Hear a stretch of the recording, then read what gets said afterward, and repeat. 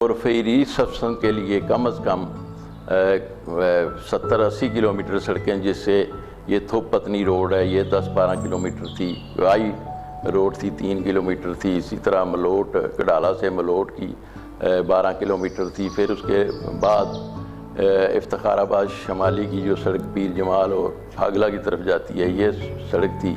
اور پھر جو افتخار موئل سے جو ہے پوسے کی طرف سڑک جاتی ہے یہ سب ری سرفیسنگ سڑکیں کرائیں، اور اس کے علاوہ گلیاں نالیاں اور باقی جتنا جو آپ دیکھیں کہ تعمیر و ترقی جتنی ہے یہ مسلم کانفرنس کے کھاتے میں جاتی ہے۔ مرزا شفیق صاحب، آپ کے ناراض دوستوں کے اعتراضات ہیں کہ مرزا شفیق صاحب کو تھانہ کچہری کی سیاست بہت کم آتی ہے۔ یہ دیکھیں نا، تھانہ کچہری کی سیاست جتنی ہمیں آتی ہے اتنی کسی کو نہیں آتی، لیکن ہم تھانہ کچہری کے ذریعے کو ناجائز لوگوں پر اثر نہیں ڈالنا چاہتے۔ میں نے وکالت کی ہے اور ممبر ضلع کونسل رہا ہوں، اور وکالت کے زمانے میں ظاہر ہے میں کچہری رہا ہوں، کچہری میں لوگوں کے مسائل حل کیے، اور ان مسائل حل کرنے کی وجہ سے آج جو ہے وہ لوگ مضبوطی کے ساتھ میرے ساتھ کھڑے ہیں۔ اگر ہم تھانہ کچہری کی سیاست کو اس طرف لے جائیں کہ لوگوں کے خلاف ناجائز پرچے کرائیں، لوگوں کو ناجائز تکلیف دیں، تو اس سیاست ظاہر ہے یہ نہ اچھی سیاست ہے اور میں نہ سیاست کر سکتا ہوں۔ انشاءاللہ تعالیٰ جتنے بھی جائز کام ہیں وہ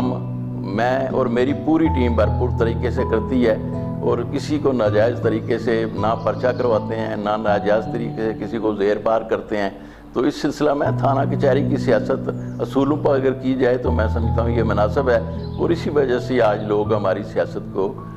یاد بھی کرتے ہیں۔ اچھا شفیق صاحب، کرونا وائرس کے حوالے سے عوام کو کیا میسیج دینا چاہتے ہیں؟ دیکھیں کرونا وائرس یہ اللہ تعالیٰ اس وائرس سے پوری دنیا کو بچائے، عالم اسلام کو بچائے، پاکستان اور آزاد کشمیر کو بچائے۔ یہ ایک ایسا وائرس ہے جس کی وجہ سے میں سمجھتا ہوں کہ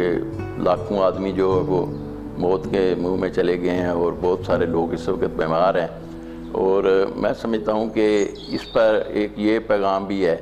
کہ آپ مقبوضہ کشمیر میں دیکھیں کہ 6 مہینے سے لوگ جو ہیں وہ لاک ڈاؤن میں، کرفیو وہاں لگا ہوا ہے، لیکن وہ لوگ جو اس کرفیو کو اٹھوا سکتے تھے، جو کشمیریوں کو مدد کر سکتے تھے، وہ ذمہ دار حکومتیں، ذمہ دار قوموں نے اس طرف اگر توجہ نہیں دی تو اللہ تعالیٰ نے پورے اس نظام کو لاک ڈاؤن کر دیا ہے۔ میں سمجھتا ہوں کہ یہ کشمیریوں کو ظاہر ہے، کشمیریوں کے کسی ایک فرد کی یا کسی معصوم عورت کی، معصوم بچی کی اس دعا کو اللہ تعالیٰ نے قبول کیا، اور آج پورا ہندوستان بھی لاک ڈاؤن میں ہے اور پوری دنیا بھی لاک ڈاؤن میں ہے۔ اور میں سمجھتا ہوں کہ لوگوں کو اس کرونا کے حوالے سے، کیونکہ ابھی تک اس وائرس کو کوئی دوائی نہیں، اور یہ خود نے لوگوں نے اس کو بچانا ہے، تو میری دعا ہے کہ اللہ تعالیٰ پوری دنیا کو اور بالخصوص عالم اسلام کو، پاکستان اور ریاست جموں کشمیر کے لوگوں کو اس وائرس سے بچائے، لیکن لوگوں کو بھی احتیاط کرنی چاہیے۔ میں سمجھتا ہوں کہ یہ وائرس کو کنٹرول کرنے کا ایک واحد طریقہ ہے نبی کریم صلی اللہ علیہ وسلم کی اس حدیث کو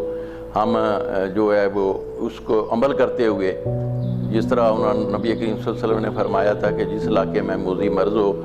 اس علاقے میں کوئی آدمی نہ جائے، اور جو وہاں موجود ہیں وہ باہر نہ آئیں۔ تو آج پوری دنیا ہمارے اس نبی کریم صلی اللہ علیہ وسلم کے اس فرمان پر عمل کر رہی ہے، اور ہمیں بھی اس پر عمل کرتے ہوئے اس موذی بیماری سے بچنے کے لیے جو ہے وہ احتیاطی تدابیر جو ہے یہ کرنی چاہیے، اور اسی سے اس موذی مرض پر جو ہے وہ قابو پایا جا سکتا ہے۔ مرزا شفیق صاحب، مسئلہ کشمیر کے حوالے پہ بھی روشنی یہ مسئلہ کشمیر جو ہے یہ بنیادی طور پر 2 قومی نظریہ ہے جس کی وجہ سے پاکستان بنا ہے۔ اس نظریہ پر عمل کرتے ہوئے، کیونکہ اس وقت ریاست جموں کشمیر کی مسلمانوں کی واحد نمائندہ جماعت مسلم کانفرنس تھی، لیکن مہاراجہ جو ہے وہ ہندو تھا، تو وہ اس مہاراجہ کے اس علاق کو ختم کرنے کے لیے مسلم کانفرنس نے 13 جولائی 1947 کو